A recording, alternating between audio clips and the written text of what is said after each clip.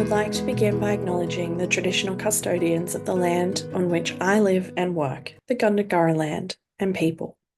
I pay my respects to their elders, past, present, and emerging, and extend that respect to all Aboriginal and Torres Strait Islander people. I also want to acknowledge the traditional custodians of the lands on which you, our listeners, are joining us from today. I recognise the deep connection that First Nations people have to this land, their enduring culture, and their commitment to the preservation and care for their country. This land was never ceded, and it always was and always will be Aboriginal land. Hey there, and welcome to Beyond the Surface, the podcast where we explore the stories of people who have survived religious trauma, left high control or cult communities, and are deconstructing their faith. I'm your host, Sam, and each week I'll talk with individuals who have taken the brave step to start shifting their beliefs that might have once controlled and defined their lives. Join us as we dig into their experiences, the challenges they've faced, and the insights they've gained. Whether you're on a similar journey or you're just curious about these powerful stories, you're in the right place. This is Beyond the Surface. Welcome, Claire. Thanks for joining me. My absolute pleasure. I'm so excited about this episode because I remember way back watching your little stint on Channel 9 about your story. And I remember, and this was like obviously well before I even started the podcast. And I remember watching that episode with my wife next to me and going, I need to talk to this woman because she sounds fucking incredible. Like, so I'm really excited about this interview and just about like your story is incredible. So let's start with that. Where does your story start? A long, long time ago in a land far, far away. I would. It sounds like a start of a Disney story, Claire. I mean, if only. I don't think Disney would be brave enough, and they took on the Grimm, so that's saying something. I am. I was born to an idealistic young couple who were at the time doing the bus ministry out in Wodonga in kind of right on the border of Victoria and New South Wales. And they said to the pastor the week when I was born, oh, having a baby and, we've got to take some time off the kids ministry. And the pastor said, well, what's one more kid on the bus? And that story's kind of been kicked around a little bit about, the dedication to the work of the gospel and all that kind of stuff. But it kind of shows right from the get-go where my family structure was headed. And when I was 8 or 9, my dad took over a kind of a micro church out in the country. It was part of a denomination called Christian Outreach Centre, which was all about reaching our world for Christ, and it had been started in Queensland by this giant of a man who went on to have an affair with his secretary and blow up the whole movement. The old... It's like the stereotypical thing to do, isn't it? I know, right? It's so passé. Oh. So Dad took over the church from a retiring pastor who had been afflicted with Parkinson's. And, in the beginning, it was fairly typical, typical charismatic evangelical church that just wanted to, introduce people to Jesus. But pretty early on, there was sort of... I've been told now by people who knew my dad back then that there was some authoritarian tendencies, that 35 of the 70-person church kind of left when, the week that Dad took over. And I remember some things, discussions between my parents on the way home from church, which I now reflect on as being quite misogynistic, and it's all Jezebel that, and, this woman, blah, blah, blah. And so those were the kind of foundational things. You fast forward sort of 25 years, and now the church, which, yes, I have publicly said that I believe it to be a cult on 60 Minutes Australia, it's, really been at the forefront of the Dominionist movement in Australia. The now assistant pastor was on the No campaign ad for the Australian Christian Lobby when Australia was voting on marriage equality, and that was that was a time where there was a lot of hate flying around and a lot of Facebook keyboard warrior things and what about religious freedom, blah, blah, blah. Yeah. My ex-husband, he was he's a conversion practices survivor. When I say conversion practices, I mean gay conversion therapy, Mhm. but he was part of the survivor group in Victoria who created the legislation, a policy that has gone into the ban now, the ban on conversion practices. So that's sexual orientation and gender identity change efforts. But really, the Victorian legislation sort of moved the needle on, it's not just therapy. What kind of therapist in their right mind is going to do something that only causes harm? Oh, I It's would love to say that that's not happening, but it is. But which it is I much mean, broader than that. it Yes. is. It's the weaponization of prayer, prophecy, and proselytizing. It's Yeah. there's this whole system around it. So he was part of that because prior to that, he'd gone through gay conversion therapy. He'd been exposed to conversion practices within our ecosystem. The church was very aggressively homophobic, very aggressively political. And yeah, our marriage was sort of arranged in a way, like obviously not in the, you've never met each other, now I get married on the day, like none of that. But my dad set us up and it was a courtship or kind of purity culture style. The first part of our relationship was an unmitigated disaster in which I cried in just about every restaurant in Gippsland. Um, we were then, Dad called pause on the relationship, and my ex-husband went through conversion therapy then, and I was diagnosed with PTSD due to, prior church-based abuse. So I'd been to another church where like the pastor doubled as a massage therapist and would also give unlicensed non-consensual counseling while the massage was happening, and yeah, on 60 Minutes it's referred to as a creepy encounter, but it was actually 2 years of sort of twice a week. Yeah. But I'm not sure I would describe like sexual violation as a creepy encounter. Well, that's interesting because Nick Mackenzie, the journalist who was doing the whole thing, he doesn't put anything to air unless he's got hard evidence on it, like corroborating witnesses, Okay. emails, nothing like that. And in the interview, we'd kind of done 6 months of investigation, which was going at the same time that he was doing a documentary on human trafficking and fighting the Ben Roberts-Smith stuff in court. That was all happening at the same time. And he asked me in the interview whether I viewed that as sexual assault. And I kind of fobbed off the question because I was like, you know, there's so many other elements to this that have happened, and I think for a survivor to be able to define their own experience is important. And I was like, how am I going to define myself in this moment?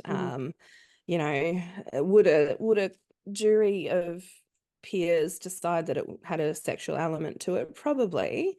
But am I going to say that's what it is? Not in this moment. In this moment, this story is about political dominionism. It's about infiltration of the Liberal Party through a coordinated effort from, churches who are dominionist and anti-democratic in that they don't want a representative government. They want the government to represent the government of heaven. And when I say that kind of tongue in cheek, because it's Project 25 light, really, and it's already the lived experience of so many people all across the world, including in Australia. And once that door cracks open, we don't want it to. It's just horrendous. But so look, there was so many different threads that came together for that particular story, and I knew that like really only 1% of it made it into the segment because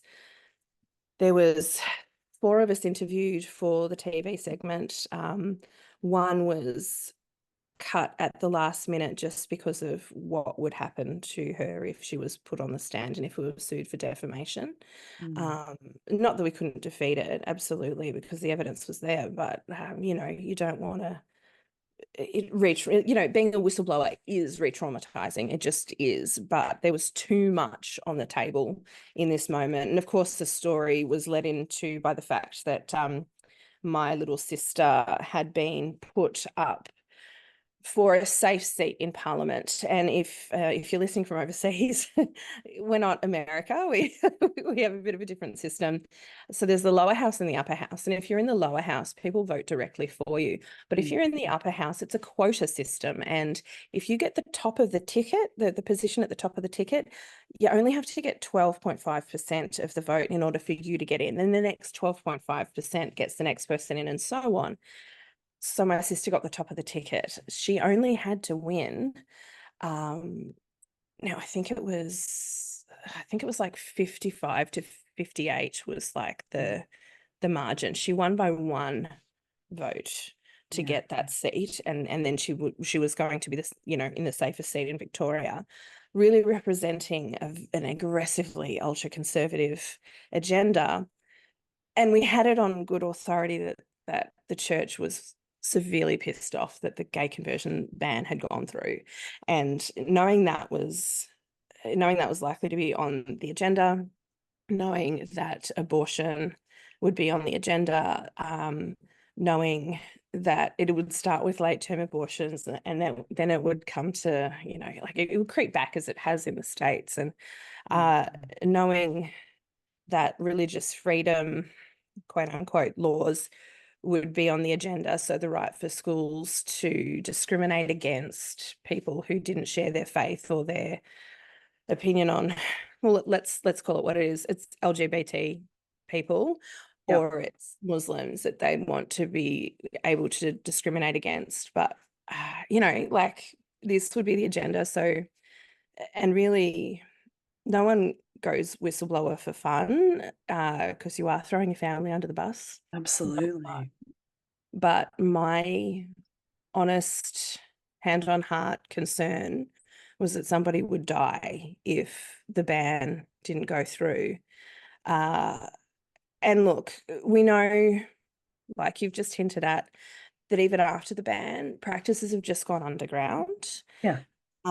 And so people may still die, and I'm sorry to drop a trigger warning so close into it, but even while the legislation was being developed by an incredible group of survivors who are re-traumatizing themselves to get this across, they were grieving the loss of somebody who had not survived the damage. And so that was really strongly my motivation, was that we cannot go backwards on this. But also, I think there was so much that I wanted to warn people about, because I had been a director of this church. I'd been a leader, I'd been a worship leader, youth leader, discipler, all of the things. And you carry a lot of guilt in your complicitness in that, but also, like Dr. Janja Lalich, who's a leading cult expert, she calls it moral injury, that you have to deal with your own injury and the injury of being complicit in something that is so damaging. And having seen what I'd seen, having heard the stories of people after they found out that I'd left, it was, it was a lot. That was a really jumbled way of popping out like a whole lot of, just a that's okay. level of trauma done, but yeah, working kind of backwards. So so pastor's kid since age 8, and ended up blowing the whistle on a homophobic Dominionist church that I've publicly called a cult. Yeah. I mean, there's so much in there that I want to pull on, but I'm gonna go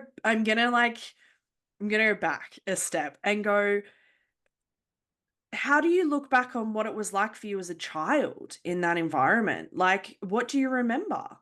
Well, I was homeschooled for Okay. the first thing. And this is of course that you're a therapist, aren't you? So good Mm-hmm. question. Uh, uh, I've been chatting a lot about this lately because somebody's come into my life who I was aware of but not friends with, and this person's also a pastor's child. And in dealing with them, and and my obviously my ex-husband, Mm. um moving back into my garage, partially due to this whole situation. uh we've been really pulling at this thread of what was it like. And I think the first thing is, when you're a pastor's kid, there's a lot of pressure to be, a lot of pressure towards perfection. And on chapel probation, Scott Okamoto asked me whether I'd rebelled like a lot of pastors' kids had. And no, I didn't. It was the control screws were too far in me Yeah. for me to yeah, for that to be a thing that I could do. So, so yes, I lost my virginity at age 29, after I got married. And I had my first glass of alcohol when I was like 27. And I, didn't try drugs until I was 38. Yeah.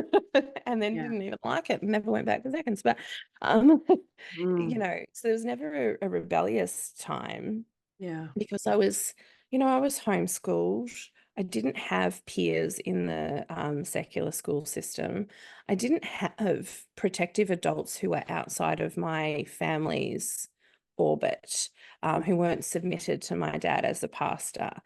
When my parents started homeschooling, a lot of other church members started homeschooling their kids. And when I was 12, when I was 12, I was on the music team.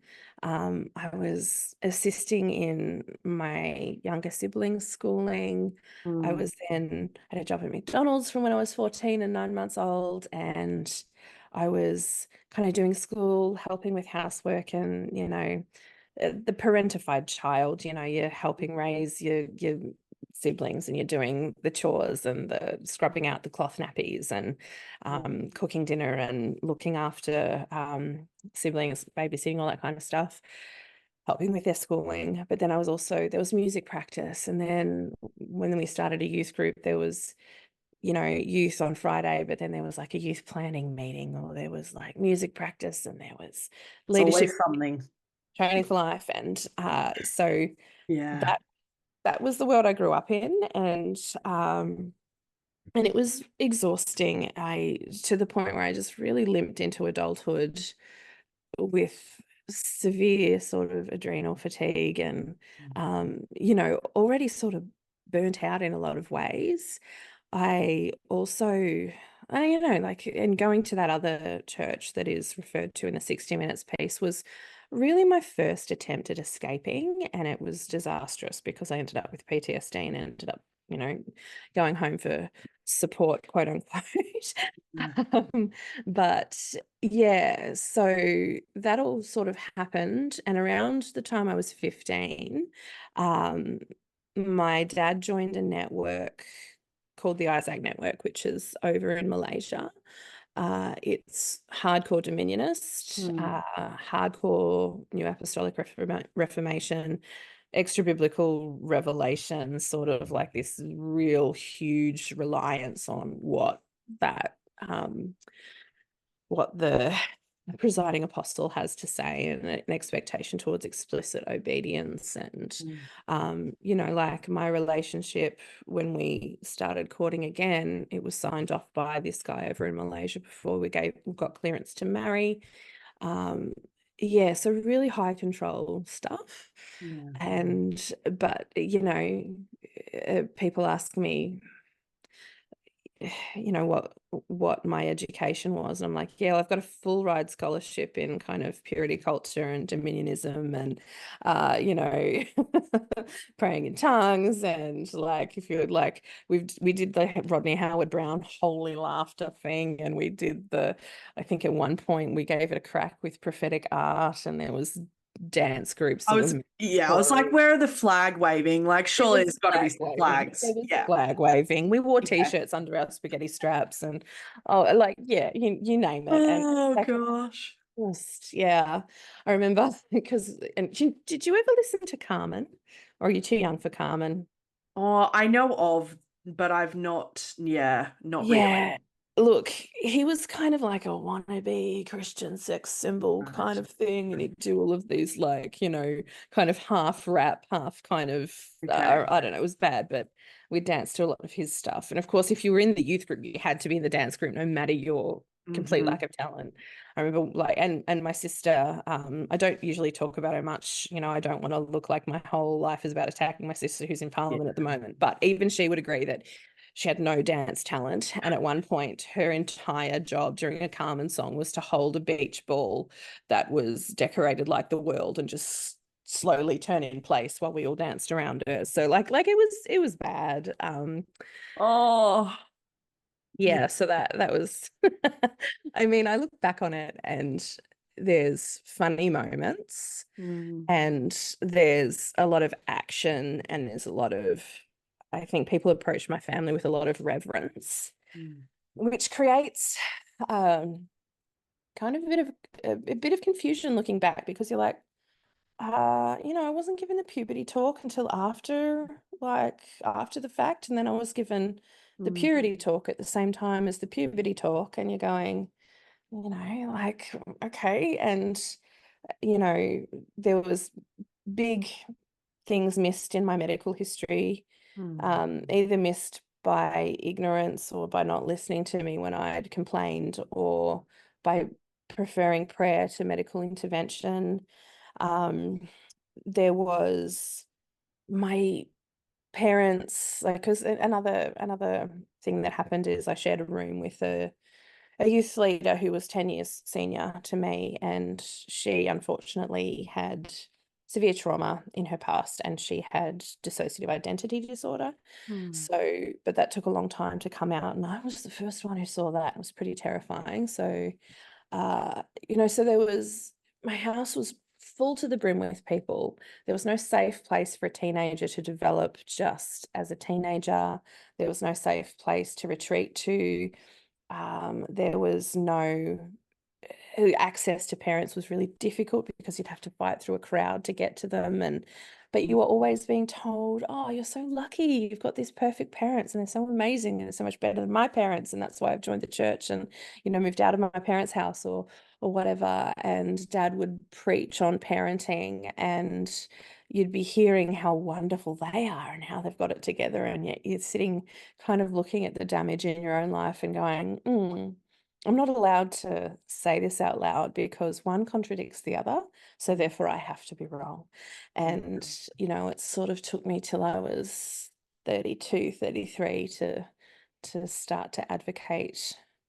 Oh, well, not to advocate for myself because I didn't. My husband did that. mm, Um, and yeah, so that, you know, it took me till 32, 33 to find my way free of the group, socially and physically, mm, which happened via a pretty brutal shunning, in which there was a lot of misinformation and disinformation kind of spread about us and particularly me in order to kind of create the pressure to either toe the line or leave. mm. And, you know, and then yeah, and then it was a wild ride from there. It's like I describe religious trauma like the roller coaster I never chose to get on. Oh my God. Because Oh you my just God. never know where it's going to go. And even if you think you know, you Yeah. don't know. You've got no No, idea. Yeah. no. It is like, and the funny thing is, there's a really fine line between humor and trauma dumping. Like, and I find Yeah. this difficult to toe Yeah. because and I'll tell you this story because hell, we could all use some comedic relief, right? Um, when I was, and I was the eldest of five. I was the only one who actually read Dr. James Dobson's Preparing for Oh, Adolescence. I was the only one who knew what went on in chapter 9. So I had given the puberty talk to so many people. And I'd also been a bra fitter. I'd done bra fittings for, like I've seen more tits than anyone you know. But and let me tell you, guys, it's nothing for us. You just like don't be yeah. nervous, get your bras fitted properly, but it's not the point. So Yeah. I was telling this story to a friend of mine who was ex-evangelical, and it was a story of how in the lead up to my wedding, my mother decided to, do what mothers and daughters had been doing for generations on the eve of her virgin daughter's wedding, to take her to her favorite restaurant to deliver the birds and the bees talk. So there we were at the Bunnings Cafe. Of course. Of Because you can't course. get more Australian than that. Bunnings is a warehouse. It is Oh, a tin, echoey hardware like a warehouse. home And reno shop, yeah. basically. So Yeah. there we are at the Bunnings Cafe. And in the Bunnings Cafe, there's me and my, I suspect, hearing impaired mother. And there's a table full of old ladies with their ill-fitting dentures and their purple rinsers. And then there's, Sharon on the coffee machine just burning the shit out of the milk. The milk is screaming for the sweet release of death. So am I, Oh while my my mother is God. delivering the sex talk because I was only 29. So Oh my gosh. it could. So there I was. I think it's hilarious because like these old ladies, obviously they can hear everything because mum's yelling and like they're smiling at me like, oh, that's so sweet. Next thing, I'm just like, I've got to get out of this conversation. This is just like so mortifying. And so I noticed that mum was holding a bag of towel, like a bag of like gifts. So that this is it. This is my way out of this horrendous conversation. So I've reached and I've taken the bag and I've opened it and pulled out 6 black hand towels. And I'm just looking at the hand towels. And it is at this moment that Shaz over on the coffee machine, she's done torturing the milk. The grinder goes off, and my mother yells, somebody's got to sleep in the wet spot. Oh my. Across the Bunnings Cafe, there's it just echoed. And I've never been back to that Bunnings. I don't blame you. Oh my God. So that happened, and I think the story is hilarious because the, the degrees the degrees of awkwardness is such that I was at Bunnings this morning, a different Bunnings, and I've taken a photo of the Bunnings Cafe and sent it to a friend of mine. That's my ex-husband behind me. They're just throwing a towel at me. It's not a sex towel, it's just a hand towel. Just a regular towel. Go to your room. Oh, So oh. yeah, they're cameo by Patrick there. So yeah, like I think it's hilarious, but to ex-evangelicals, they'll laugh at it because they're like, yeah, that's peak purity culture. Yeah. Yeah, that's just what happens. But like my friend was like, oh, tell Aaron, tell Aaron. So I went to tell another friend and his wife, and they were just like, oh my gosh, that must have been so traumatic. Like, you know, you're like no boundaries and all that, and I was just like, no, Sweet no, guys, innocence. it's funny. It's funny. And often things Oh, that I just piss myself laughing over. Um, yeah, like it can really kill a party. Like oh yeah. it's like Yeah. somebody tells a story and you're like, oh, that's just like that time when, and then they're like, oh, so Mm. that's a difficult line to tread. Oh my gosh. Yeah. And I think in the space of religious trauma, cult, spiritual abuse, anything in that umbrella, the things that we laugh at are not the things that other people laugh at. I will Right? still have people like I'll be sharing like a story with someone, like deadpan, like it's just like Yeah. a and they're like, that's like batshit crazy. Like you Yes. do realize, and I was like, yeah, I do now. Yeah. Like, Yeah. but like when you're in it, it's not that easy to realize. No, Like, I like oh. how do you spot a red flag when you're raised in a sea of them? Like, Exactly. that has been the thing that's been so interesting upon exit. So we exited that guy who just threw the sextail at me. It's not a sextail. I mean, it can be, like, for the purpose of the story, it can be a sex towel. We'll roll with that. Oh my Anyway, goodness. that guy, he raised some concerns with my dad, and the response that came out of my dad's mouth was, well, you're free to leave. And it was the day we found out we were pregnant with our son Henry, and it was like he was the fifth pregnancy, like, but the first one to make it through. So I'd had 4 miscarriages in a year.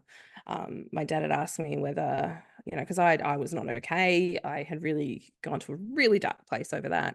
And, had come back from, I was just holding on to, well, I was just holding on to a lot of things. And he'd said, is Patrick okay? And I said, no, he could do with a pastoral care visit. And I remember it was the 11th of November, 2015. I pulled out of the driveway to go have lunch with friends, and Dad was walking into the house. And I remember seeing his hackles up, like his shoulders were up. And I thought, that doesn't look like a pastoral care visit. That looks like someone who's edging for a fight. And I thought, no, not your circus, not your monkeys. They'll be fine. And I left for lunch. And when I came back, Dad was leaving, and there was anger.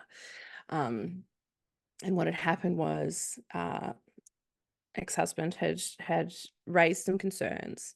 Dad had responded as I would suggest as a cult leader responds when the mirror is held up, with anger and you can leave. And I tried to broker reconciliation that night because if you're family, you should be able to talk through things, and we're the perfect family and covenant and, all that kind of stuff. Like, and yeah, it was just, you can leave, you can leave, you can leave. And I was like, I don't want to leave. I want to fix this. And that had come on the back of us watching the Scientology documentary and going clear, yikes, and really seeing a lot of dynamics that were quite similar to us. And ex-hub had said, are we in a abusive church? And I was like, yeah. Like, it was the most obvious thing in the world to me. But I think that was kind of because while also going through periods of being very devout and wanting to convince myself that this was the way, because to think any other way would cost me community, it would cost me family, it would cost me reputation, because like I'd seen what had happened to other people who'd left. I was in a business at the time, because kingdom business, crossing over to take over. Yeah, you don't make $1 million off a cafe, guys. But anyway, that's a word to the wise. Like, it was going to cost me all of those things to really face up to this. Patrick was like, he knew straight away that there was no point trying to argue. And I was like, but this is my family. Yeah. This is it, like, and no one wants their family to be the bad guys. No one does. No one wants to destroy their father's legacy. No one wants to do that. And I know that, like, I hear things, of course, because like I've unfollowed, like, I don't follow them on social media or anything like that, but people often send me screenshots of, the latest thing, or, the small town gossip gets back to you. And sometimes it is helpful, because sometimes it's nice to know what's coming and kind of brace yourself a little bit. But sometimes, like I don't know any of the family news, just the church stuff. And yeah, like, you hear the stories that they've concocted about me to kind of justify the narrative, and you're like, that bears absolutely no resemblance to what happened, not even close. But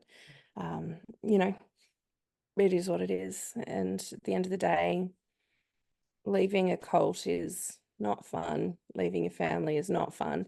You do carry the grief always. It hits you you know, they say that you never outgrow grief. You just grow a bigger life around it.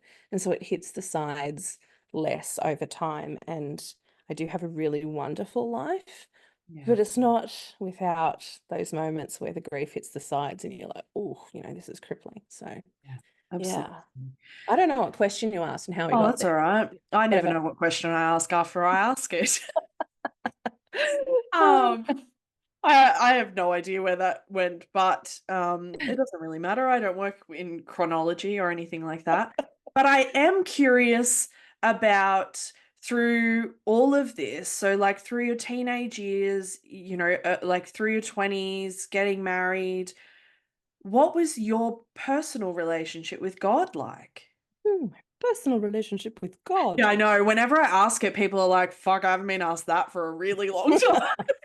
You know, I I'm a relentlessly inclusive person now, and like I'm chatty, you know, like I'll chat with anyone, and I just want people to. I live in a court with like. Yeah, and the neighbors are all really friendly. And there was this new neighbor who moved in, and we were chatting, and then she said something and I was like, oh, that's Christianese. Oh yeah, you can spot it a mile away, can't you? And then she said that line, it's not a religion, it's a relationship. And I thought, bullshit. Oh my gosh, A yeah. relationship, because it's your inner monologue that you're having a relationship with. Yeah. Like, you construct this thought form you call God, and you're in a personal relationship with that. Like, if you think that you actually have, like, yeah, anyway, that's my opinion about that. I have very mixed ideas about what the divine is now, but I certainly don't think that God is a humanoid character that has a personal relationship with all of us. Anyway, that's a bugbear. What was the question you asked again? My personal relationship with God growing up. My parents will tell that I was born again at age 3 and that I recommitted my life at age 16 um, after having had an argument with Dad at a church he was a guest preacher at. I think that at age 3, you do not have a prefrontal cortex My that child functions. development brain just goes, that's impossible. Like it's No, actually impossible. it actually very much is. Like there's no prefrontal cortex activity. No, Like like none. no. So Oh, God. so my first conversion experience, but you know, I was probably like I was a soft-hearted kid, and I was, you know, raised in a Christian family, homeschooled. Yeah. What other worldview was I going to come up with? Mm-hmm. Your reading material is chosen by your parents who share that worldview. Your schooling, like all of that kind of stuff. We watched, even the videos that we were watching at the time were Christian. And I've later on found out they were from the Children of God cult.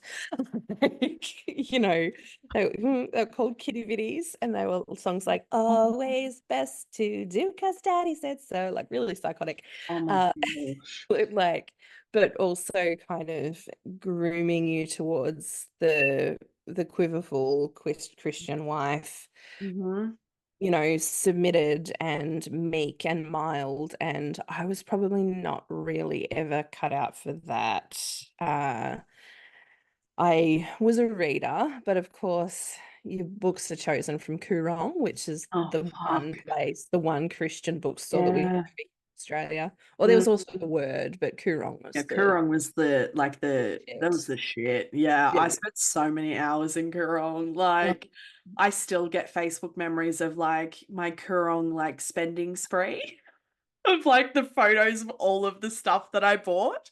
And the most horrifying one I think that I ever bought was I bought this book that was titled Fit for My King, which was essentially about like dieting for Jesus, right? Like, is that Oh, like it was, oh my gosh. There's so many tag. stories with like, you know, past purchases from Kurong, but oh my goodness, yeah. Like it is, yeah. So Like, yeah, so my books were chosen from Coorong. I was also allowed Enid Blyton. I had quite an Enid Oh, Blyton collection. interesting. Watching the Helena Bonham Carter biopic ruined that for me. Uh, I had the Pollyanna Glad Game books. I had Anna Green Gables, and I had the Bible. So that was kind of my, you grow up with a really narrow worldview, but you want to, just as a child does, you want to please your family. You Yeah. want to find meaning in life. You grow into teenage years, and all that teenage angst, if it can be poured into uh if it can be poured into this search for meaning and service and purpose, then really churches can commodify youth to an extreme degree. And I was part of a group called Training for Life, which was a whole lot of my peers, and we'd meet on Fridays before youth group to be discipled by Dad. And Mm. it was really there that we started getting spoon-fed this, what would Jesus do? And, go take positions of dominion so that you can do the right thing for Jesus. And it was like the book was in his steps, and it was about a newspaper editor who took the pledge to only do what Jesus would do. But we really set the foundation for, we were making career choices, we were making university choices at that point, and it was all very much in line with this. And 20 years later, the people are still living out of that playbook. The ones that have lasted, a lot of us have been kind of shunned and or have left of our own volition. Yeah. I think there was a degree of earnestness in my pursuit of God. Mm. Uh, like really, truly there was. But where the clash came for me was that I'd read outside of just the passages that were being spoken about on Sunday, and I'd think about them, like As a woman, Claire, as a woman, how dare you? one cannot Dare think. you engage in critical thought? Oh, and you can't even really call it that. You just got to kind No. of, when you know that questions are frowned upon, you really swallow the questions and you go, okay. Yeah. So you compare things and you go, so you say that women can serve in church, but you also call these people Jezebels when they get too opinionated. You say that your daughters can do anything, but you also tell me that I need to have a job that I'm happy to lay down when I get married because I need to serve my husband and I can never be more than him.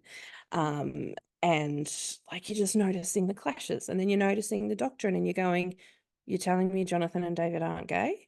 Oh, yeah. Um, You cannot convince me otherwise. But that's a whole thing. Actually, there's a really great episode on the podcast, You Can't Get to Heaven in a Miniskirt, with Jess and Sarah, who talk about, were Jonathan and David gay? It's a really great episode. Go and listen to that. because there's a scripture. I mean, it's been edited and edited and edited. Sorry, translated, wrong word. Yes. Same. Yeah. Yeah. There's this scripture that talks about them disrobing and embracing, and Yes.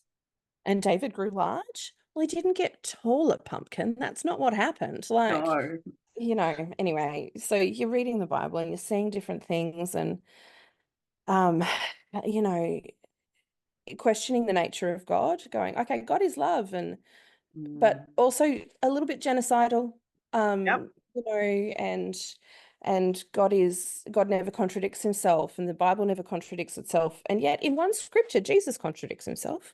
Like, there's, you're going, okay, this doesn't add up, but I can't voice these things because I've seen what happens when other people question. Yeah. And you kind of get micro doses of that when you experience or witness in what we'd call covenant group meetings. So there'd be the church service, which is all fairly naff and evangelical usually. Like, they do have a bent towards immersive worship, which I now look at as very problematic because altered states of consciousness, because high degree of susceptibility, because come up with a good idea and say it's God and who can question it. I have issues with that, which is a whole episode on itself. So, let's not go down that rabbit hole. But Usually meetings can be quite like people go along and go, this isn't a cult, this is fine.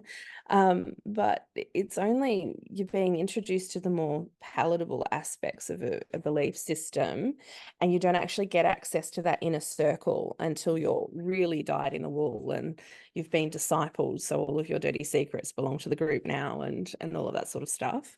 But the covenant group meeting, what would happen was the church administrator would just kind of not subtly, move through the congregation after church on a Sunday and just tap people on the shoulder and give them the eye, which would mean come to Pastor Brian's house at 7 o'clock tonight for the covenant group meeting. We'd all sit around the lounge room, and there could be 20 of us there, or there could be 40 of us there, and it would be a really uncensored, unminuted meeting of the core group. And in this, you'd discuss stuff that shouldn't be discussed. Like, there were no secrets. There was accountabilities. Like, there was, oh, this person's Covenant Eyes browser has been triggered this week because they were looking at porn, or this person's daughter had an abortion, and how were you letting them sleep around anyway? And you sinned against all of us. Like, but there was also this, what is God telling you? And you're a counselor. You might have seen the Ash conformity studies and this has become like a bedrock of my understanding of what happens in groups. The Ash conformity studies, what happened was they got 4 actors to sit in a room and stare at 2 lines on a wall. One line was clearly shorter, one line was clearly longer. Then they had one studied participant who did not know the other 4 were actors. And they'd go along the line and say, which line is longer? Now, let's say the line on the left was longer. Actor number 1 would say, right. Actor number 2 would say, right. Actor number 3 would say, right. You get to that final person who's going, no, that's left. Like, it's clearly left. And like 80% of the time, or even higher, they would say, right. They would agree with the group. And it shows, just like complete strangers, and something as inconsequential as the length of a line, the bent towards conformity because we're tribal creatures was so strong. But in a group like the covenant group, you've got all of your friends, you've got their parents, you've got your own parents, you've got your social ecosystem, you've got your spiritual ecosystem, you've got sometimes your business partners, you've got sometimes your romantic partners, who you're courting or who you're married to or whatever, because you don't date in systems like this. Your whole life is in that group. Yeah. If you step out of line in that conformity, like, it's A, terrifying, but B, there can only be really a couple of responses. One is that the group turns on you and they go, well, you're not hearing from God like the rest of us, or you're out of line, or you need to be accountable for your spirit of error or spirit of disagreement, or you need to, or you're an idiot. And you can either come back in line or you can leave that group. But when there was such a status involved in participating in that group, it's terrifying. Even for me as a pastor's daughter, I was going to be at my parents' house for dinner on Sunday nights anyway. If I didn't get an invite to covenant group, like, holy shit, bad news. So yeah. And I think it's really interesting when like people who are the leaders in groups like this say, like, if you don't follow the line, then you can leave. But it's not as simple as that. Like, and like on the surface, that sounds like, well, okay, you've got choice here. You've got choice. You stay or you leave. But that choice, quote unquote, is not really a choice, right? And that choice is going to come with potentially dire consequences and shaming and guilt and, power and control and manipulation and all of those things. And so actually, it's not a choice at all. It is not. Plus, it might not be the choice you want to make. Exactly. Like, when my father said to me, you're free to leave, I was like, I don't want to leave. I want to stay. I want to fix this. Yeah. But that was not you're free to. It wasn't you're free to. That's not what that language meant. It was you're out. Yeah. And, you know, I did try for several months to broker a reconciliation there. And, you know, ex-hub, he knew. And he was just like, well, I'm going to support you going through this process, because he knew that it was my parents, and he knew, and he's still got 3 siblings in. And, you know, like he knew the depth of the consequences for us. It cost money to leave, because I was in a business, and you know, and eventually we did move 3 hours away to a new suburb, and not immediately, because I kind of felt like I owed it to other survivors to hold my head high and to go to another church, and to go, you've got the right to participate in faith and community here, even if you've been ousted from this group. And I knew the heartache and the intimidation and the slander that other people had faced in the wake of their own exits. And as a pastor's kid, that really weighed on me very heavily, and continues to weigh on me very heavily, because I know I'm not the pariah. I know I'm not the villain, but this is my family. And I break cycles for my own kids. I read a quote on the internet, font of all wisdom, that, you know, some of us concentrate too hard on being good descendants and not enough on being good ancestors. And I was like, that's a call to me to, you know, it ends with us, to quote the the current Oh, that's going down a rabbit hole. We cannot do that right now. There are only rabbit holes in this Oh. conversation. There are only rabbit holes. Yeah, so before we moved to Melbourne, yeah, we went to join another church, and like at that time, my husband was wrestling with his sexuality. Are you really destined for eternal conscious torment because of how you're wired up? Did God really predestine me for hell because I'm wired up this way? You know, and you're looking at the club of scriptures, and you're listening to the progressive Christian influencers like Kevin Garcia, who's now, probably wouldn't call them Christian now, but I mean, if it's pretty loose version of pretty loosey-goosey Christian, yes. Yeah, but I'm okay. I'm only okay with the loosey-goosey Christians. Yeah. Although actually that's a lie. I do have a friend who is he's on leadership at a Baptist church here in Melbourne, and like sometimes I get messages going, oh, I'm preaching on this date, what do you think about this scripture? And I'm like, okay, don't take this angle. This angle's bullshit. And it's really fun. Like, I really do like theology. Yeah. But it's more of an agnostic kind of, like, I read about theology in the same way I read about the origins of tarot, or like, you know, the Salem witch trials. Like, it's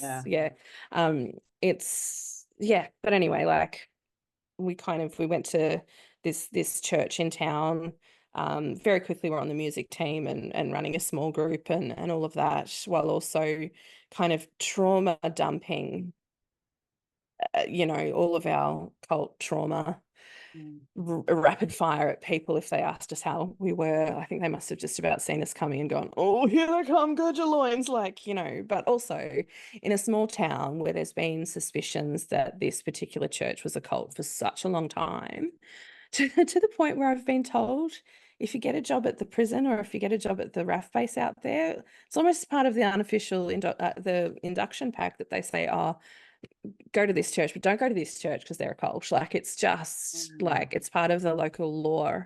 And, you know, but there was a lot of curiosity, and, you know, ex-hub was the deputy mayor at the time that we left, and he was running a couple of branches of the National Party out there, which of course we'd been, you know, helping people to become members in an attempt to get rid of one of the members of parliament who'd spoken up in favour of marriage equality. We didn't want to do that because, like, you know, obviously he was closeted at the time and it was just so messy, and it was a real moment for us. And yeah, so all of that was happening when we left, and then so we're deconstructing across at this other church, and you know, eventually Patrick came to the conclusion that that he's gay, and in perhaps the kindest breakup ever, he said to me, "We're doing really well," and I was like, "Yeah, I know." And he's like, "I'm still calling helplines a lot." I said, "Yeah, I know." Yeah. And he said, "I think we both deserve the chance at authentic love, and we need to transition this to a friendship while we still can." And at that moment, you know you can't fight for your marriage anymore, you start fighting for the life you want for your kids. And so, yeah, 6 months after that, we moved together as a family here. And because the kids were quite young, we lived together for 6 months while they were down here to kind of resettle them, and then we lived apart until a few months ago. And we will very soon have a unit that we share on our non-custodial days. So we'll, you know, he and I will shift in and out of that because the kids are so much more settled. We don't have to move their stuff every few days. So so that's the arrangement that we've come to. And really we've carved out a really beautiful friendship. And then when people sometimes remind us that we were married, we go, ugh. Okay. Yeah. So yeah, so that's how we are now. Yeah. I mean, like, I hear the transition from, like, I mean, as you were talking about some of the stuff with the church, like, essentially they're building an army. So, like, you're, like, fighting for God, and then you're fighting for your marriage, and then you're fighting for your kids. So at what point, Claire, did you start fighting for you? Oh, well, I was going to say, are you asking about the state of my sympathetic nervous system? Yeah, I think the clinical term is shit fucked. Yeah, yeah, okay. No, I think it's a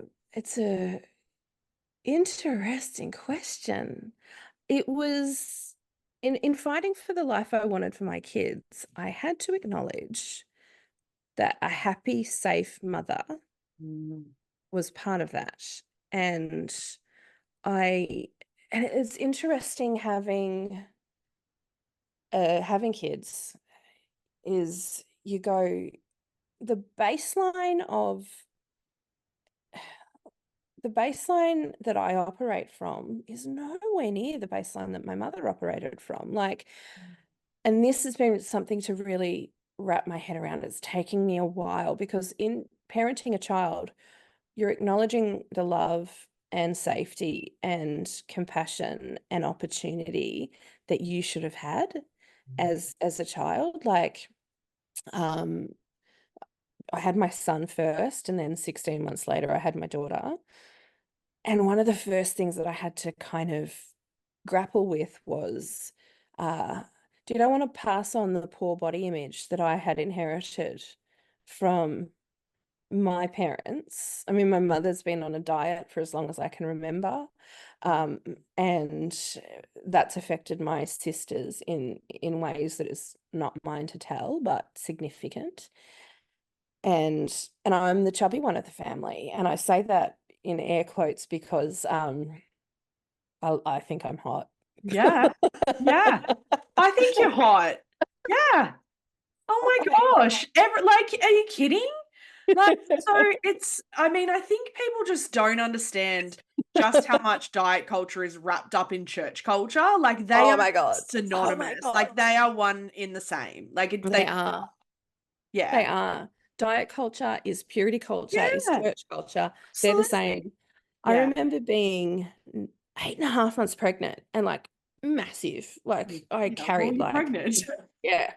Yeah. And being at a family gathering that really, I think it was like my granddad's 90th or something. I can't remember what it was, but I remember dishing myself up a salad wrap, and my dad, and this was after we'd been given the flick, but we were still kind of like trying to play nice so that we wouldn't cop harassment. Dad says to me in front of a whole lot of people, "How's the diet going?" Oh, gosh. And I've just looked at him and gone, "You know, I'm this shape because I'm pregnant, right?" Yeah, like this is not chocolate. Like this is a baby. And I just remember the look of horror on a few Oh. people's faces because I'd back chatted that way. And then one of the others started talking about how, you know, yeah, the weight that she'd gained in pregnancy. And I was like, oh, actually, with Henry, I lost weight, you know, and like, but just answering back that defiance, it was something. And like I say, I think I'm hot. Yeah. It's hyperbole, but it's also retraining my own neuronal pathways. Uh-huh. I don't owe anyone skinny. I don't owe anyone pretty. I don't owe anyone makeup. I don't owe anyone anything. This is about how I look is about my self-expression, and the life that I have chosen involves carbohydrates because they're so good. And Yeah. because the Italian Quarter is so close to my house, I mean, am I going to miss that? No. I I don't want to live as a slave to diet culture / purity culture / church culture after I've left. So that was one thing, is I was like, I have to unlearn this for my daughter, but also like it was things like, are we going to smack, you know, and going, no, we're not going to smack our children. We're not going to inflict that damage on them because, I mean, as in the psychology space, we know that it doesn't help with learning. It doesn't help with any of that. I decided I was going to be a parent who co-regulates with my child until they decide. Until they, you know, grow their own ability to co-regulate. It means that my children are probably hugged a lot more than I was as a child, but in a way that's healing. And, you know, teaching them consent from the get-go. Can I hug you? I would like to hug you, but you don't have to say yes. Things like that, teaching them those boundaries from the get-go, but also not teaching them body shame. So there's ways in which fighting for your children is fighting for yourself, because like even my choice to date is like, well, what do I want to model for my children? Do I want to model that you have to make yourself sad in order for the other people in your life to feel like you are serving them, you know, or do I have a right to be happy? Do I have a right to pursue love? And so yes, I'm seeing someone and he's lovely, and the kids don't know about him yet because none of their business yet, but you know, like there's a lot of reparenting that is involved in the healing process, and a lot of actual physical care that is involved in the healing process. And I can't stress this enough to my deconstructors and cult leavers and people leaving coercive control. Your nervous system is not okay.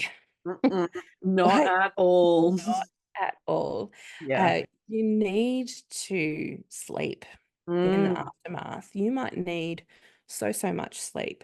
You might need help with sleep, because if you're having vivid dreams, you're not dropping down to the deepest sleep cycles because your sympathetic nervous system, your fight or flight, is still pinging. Like you might need to learn different types of rest, not just sleeping, but sitting in the sunshine and reading a book, but going for a coffee with a friend, going for a walk. Creative rest is something else. Get a visual journal, a whole bunch of stickers, I don't know, something. But these different, you know, there's different types of rest, and that teaching your nervous system to regulate is something that's so difficult, because church culture to me was also toxic positivity and toxic productivity. So it's hustle culture. yeah, it's hustle culture. So yeah, sometimes you've got to go, not going to work today. Yeah. I'm going to take a Menti B. I'm going to go get a massage, and I'm going to hang out with a friend, or I'm going to lay on the grass. Yeah, lie on the grass. Yeah. I was going to say take a nap in the sunshine, but don't do that if I you're in mean, Australia. no. Get burnt to a crisp. Yeah, it depends on what part of Australia you're in. Totally. Like Yeah. there's breath work, Yeah. classes that can really unlock the conditioned, physically held trauma. You're gonna need a therapist because deconstruction isn't just a mental thing. Like it's also about the conditioned responses in your nervous system. Yeah. Like certain smells might trigger memories, certain sounds, certain scriptures, certain cliches that you hear thrown around. There can be a lot that'll just make your system jump, and you need to work that out too. So yeah, so in the aftermath of a high control religion, or whatever it is that you're deconstructing, sympathetic nervous system care is vital. It's about really looking after your body, and yeah, that's something. So for me, medical care is part of my recovery ongoing. Would it surprise you I have an autoimmune disorder that was triggered under extreme stress? Of course it wouldn't. Not really. Not really, no. So so yes, like there's things that I have to really take my physical health very seriously. I have to take my physical rest very seriously. And that for me means finding multiple forms of rest, because for me, I was sleeping so much that I was like, okay, I actually don't think this is restorative anymore. I think it's dissociation. I think it's, I can't with today. I'm going to sleep. So, that became a thing. So now I've got other strategies. You can be as nerdy as you like with deconstruction, but it's the deconditioning and it's the physical care that I think people don't prioritize enough in it all. Absolutely. And I think it's for me, that's a key aspect when I explain the difference between deconstruction and processing religious trauma, right? So like we heal religious trauma through the nervous system, and deconstructing is largely, you're pulling apart. And so that's largely going to feel like a cognitive based thing that you're doing, but it doesn't mean that it's still not living in your body. If there's trauma there, that's in your body, not in your brain. And if you have been in survival mode for so long, sometimes for as long as you have existed, then there's going to be a recovery period before you even get to the resting period. Because 100%. yeah. 100%. So so it's really so important. Like so when I was diagnosed with this particular, I thought it was burnout. I thought I'd hit burnout. Like I was so tired, I couldn't walk up the stairs without having a break. And then and lo and behold, I was diagnosed with this autoimmune thing instead. And for the first time in my life, I went, tiredness is something I have to listen to.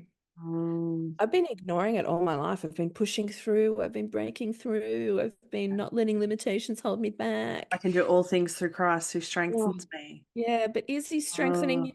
No. No. No. Just making yourself sick, love. So, so I started to really take it seriously this year, and and then I forgot about it for a while, and old habits reverted, and then I gave myself a concussion and had to be on bed rest for a week. So, sometimes the universe gives you a tap on the shoulder, sometimes it gives you a whack over the head. I mean, either way, it'll tell you what you need. Sometimes it's just less pleasant than others. I mean, like, what has it been like for you to, like, I guess, reintegrate into like mainstream secular society? Jeez. Like pop I culture and all of those sorts of things. I don't know. I don't know. Yeah, like in some ways, I feel like I'm 150 and I've lived 3 lifetimes at least, and I've seen too much and I know too much.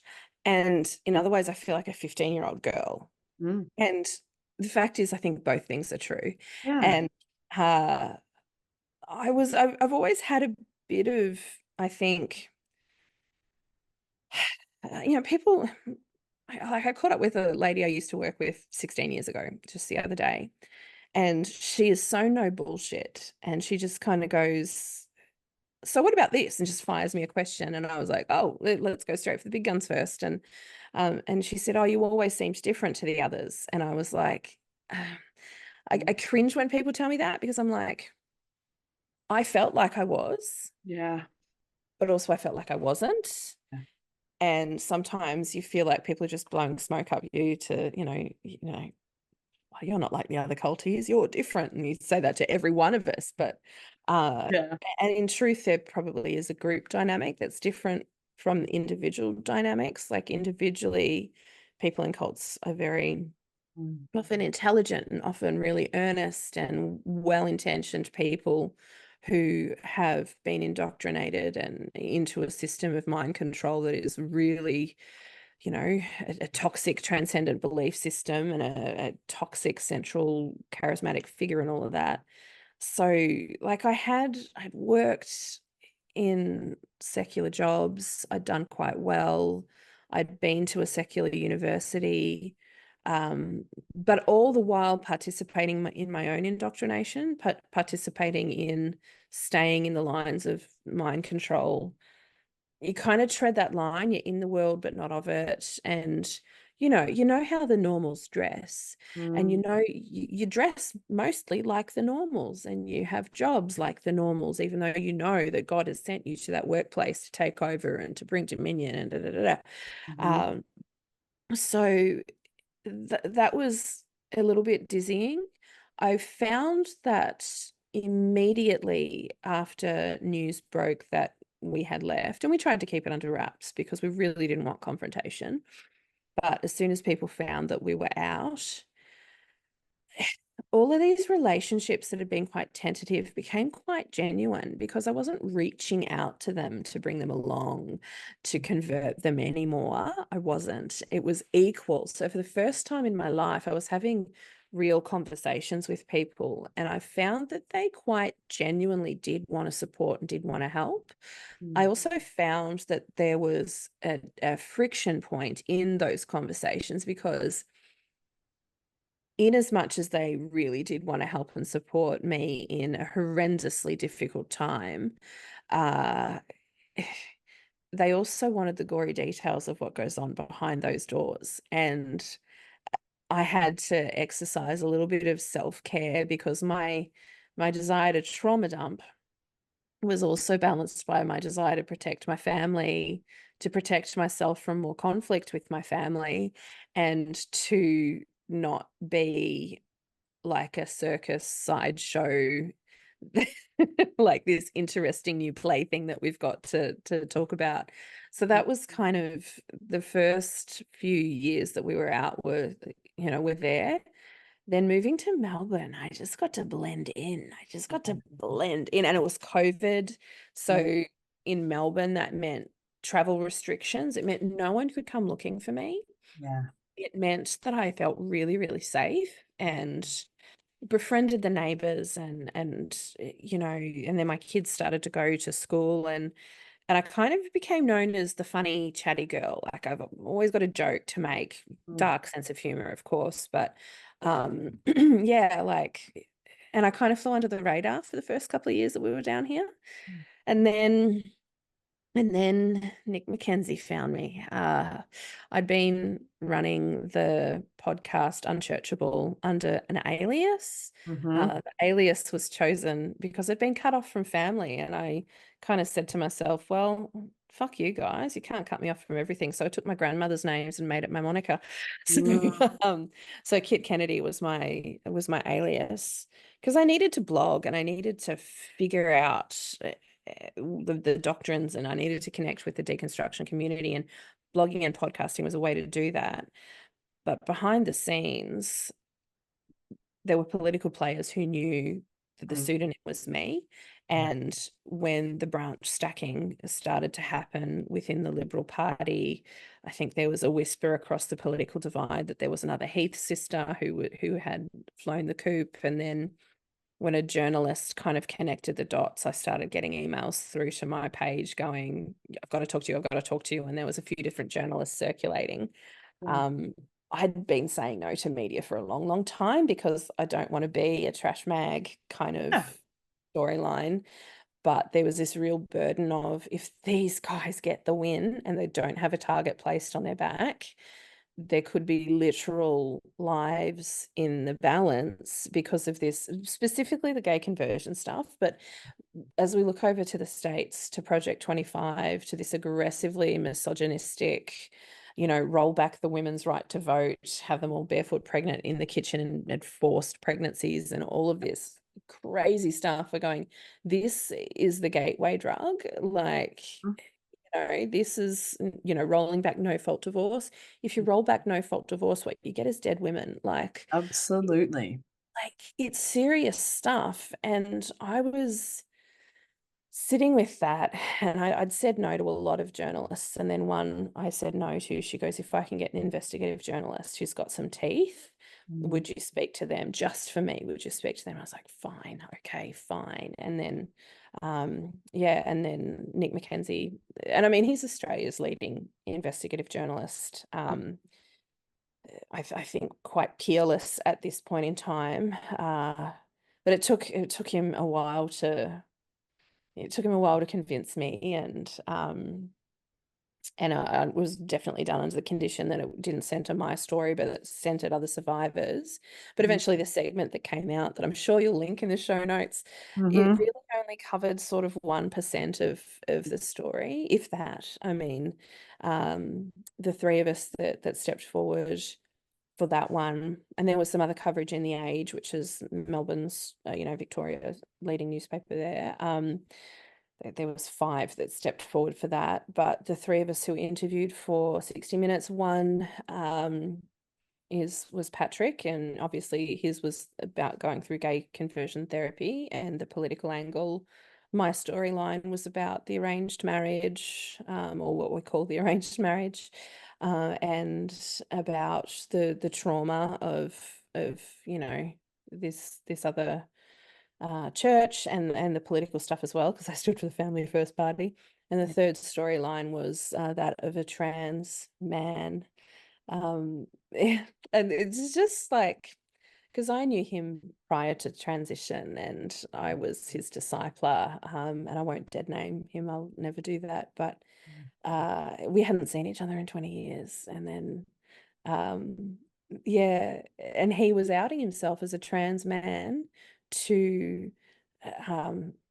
in service of this, because he knew just how important it was. And he was telling me that he was nervous about it because he lives in a small kind of area with his partner who is also non-binary. And after the segment aired, he went to a hardware store and he was a bit nervous. And he's loaded up the trolley and went to the checkouts, and they're like, oh no, you're not paying for this, mate, we're so proud of you. And like at the local hardware store. Like so it was, it was a big kind of moment. But do you have any contact with your family still?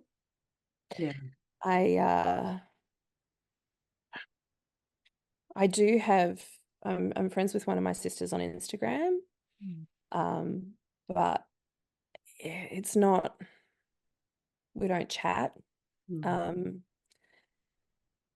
I love them dearly, but the last contact I had with one of my other sisters, who's getting married soon, kind of showed me where the lay of the land was, and I really realized that there's a determination to maintain their narrative in which I'm the villain, and that means that there can be no accountability for the things that my dad's done, the things that the church has done, the trail of wreckage that's led to their door or led from their door. uh, but they want me to take accountability for, you know, they want me to say that I was wrong in speaking up. And I know that it hurt them when I spoke up. I know that they would take it as a collective blow, even though it wasn't about my mother. It wasn't about my two younger sisters. It wasn't about my brother. It was the target even wasn't my sister, who's the MP now. It was, hey, be aware of this church, be aware of this pastor. This is there's people who've said that they were groomed away from their families. There's people whose family relationships were shattered. There's been abuses have been covered up and all this kind of stuff. And, as with these churches, like there's the lead story, and then I kind of feel like I'm being stalked by the skeletons in my father's closet a little bit at the moment. But, they're not my stories to tell. And I try to tell myself they're not my burdens to carry, but the cycle breaker, the role of the cycle breaker is a heavy, heavy thing. And uh, I don't know why I signed up for it. I don't even think I did. I think that was my higher self or something, but me and my higher self have got to have words, because I want the timeline in which I have the, endless lottery wins, luck, endless good health, and the adoring unconditional love of an ethical billionaire who looks like Chris Hemsworth. It's, I mean, just like the small what- things, like that's it's what just the like the little universe things. owes me. Yeah. I mean, like outside of the heavy burden that it is to be, whether you use the term cycle breaker, whistleblower, whatever term you use, it is a heavy role to carry. Yeah. If we come into like present day, I love trying to reclaim language that sometimes we think the church owns, but they don't. What brings you joy and peace? What brings me joy and peace? Well, going to Bunnings. But not like it's got to be a particular Bunnings. I mean, in fairness, Bunnings is great fun. I know, it is so good. Officeworks brings me joy. No, Yes. I really, I've got a wonderful and truly eclectic group of friends down here. Comedy, I do really like. I've had a crack at it once. I had a crack at it twice actually, and but I made some really beautiful friends through there, and I may take it up again, do a bit of stand-up comedy. But I really love just going out for a good night of laughs. I love, cinema. I really want to get into script writing. So I've got a couple of writing buddies that are, one's trying to get me to put on a stage play that she'll stage manage. So there's those kind of creative pursuits. Obviously I am seeing someone. I get a huge amount of joy out of being a soccer mum and a taekwondo mum, and not putting my kids in after school care on Wednesdays so they can just come and sit on the couch and cuddle and watch TV. I love doing the iconic Melbourne trifecta, and if you're in Melbourne you have to do this. You have to go to Tiamo's on Lygon Street for Italian. Then you have to go next door to Readings in Carlton, which is the best bookshop in the world, I swear to God. And then across to Cinema Nova for like a good indie film, and it's all there on Lygon Street. So I love that on a Sunday afternoon. I love photography, wandering around Melbourne's art galleries, or they're doing a bit of street photography in the iconic laneways and stuff like that. And of course, I run a podcast with Sherry Smith and Kate West called Survivors Discuss. Unchurchable's been on hiatus for a while because there's so many deconstruction podcasts. I really need to think about what direction I'm going to take that in. But I write, I do a little bit of, Twitter is more of a political space for me because I've got quite a lot of insider connections and stuff like that. I run a evangelical explainer kind of Substack, and I do a lot of threads, evangelical explainer threads on Twitter so that we can join the political action with the elements of evangelicalism that people would think it's just too bonkers to exist, Yeah. bringing those worlds together Yeah. to kind of explain to people why it's concerning or what it all means and what the lived experience of evangelicals and people in high control religion is. And yeah, I just love catching up with friends for brunch, really. That's, that's what brings me joy. Yeah. Hmm. And I mean, we touched on it a little bit earlier when we were talking about the nervous system, but I tend to finish these episodes with what thing would you say, word of encouragement, piece of advice would you say to someone who is fresh out of a cult group, fresh in their deconstruction? They are just like knee deep in the thick of all of that. Yeah. Yeah. I would tell them what a dear friend told me. And I actually just wrote to an artist friend of mine this morning going, can you illustrate this for me? I want to print it and frame it.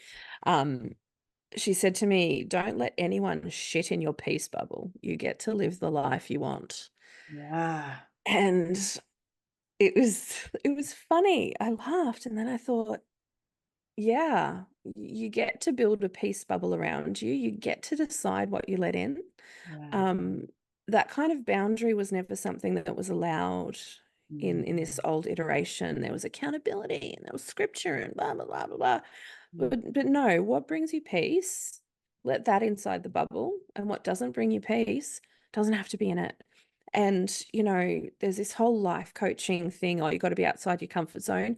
You actually don't. Your No. comfort zone is the place where your nervous system rests. It's the place where you gather strength so that you can actually grow from inside your comfort zone by just stepping to the edges of it and then coming back, just stretching it a little and then coming back. You don't have to be constantly throwing yourself out there and outside my comfort zone. You can grow slowly. You can grow in a safe way. But yeah, don't let anyone shit in your peace bubble. You get to live the life you want. I love that. That's great. Definitely get that illustrated. That's wonderful. Um, well, I mean, thank you so much for joining me. I will link everything in the show notes, and I am thankful as a therapist to have voices like yours in this space in Australia and New Zealand, where the demographic and the landscape of religion and politics is just different to in America. And Yeah. I appreciate having strong, fierce voices like yours in that space, who like don't pull any punches. Like that no bullshit approach is just like my kind of jam. And so I'm so thankful for that. And I'm thankful for you joining me to share your story when I know how much emotional energy it takes to dredge it all back up. So I'm grateful. It's my pleasure. And it's been so good joining you today. Amazing. Thanks for tuning in to this episode of Beyond the Surface. I hope you found today's conversation as insightful and inspiring as I did. If you enjoyed the episode, be sure to subscribe, leave a review, and share it with others who might benefit from these stories. Stay connected with us on social media for updates and more content. I love connecting with all of you. Remember, no matter where you are in your journey, you're not alone. Until next time, keep exploring, keep questioning, and keep moving forward. Take care.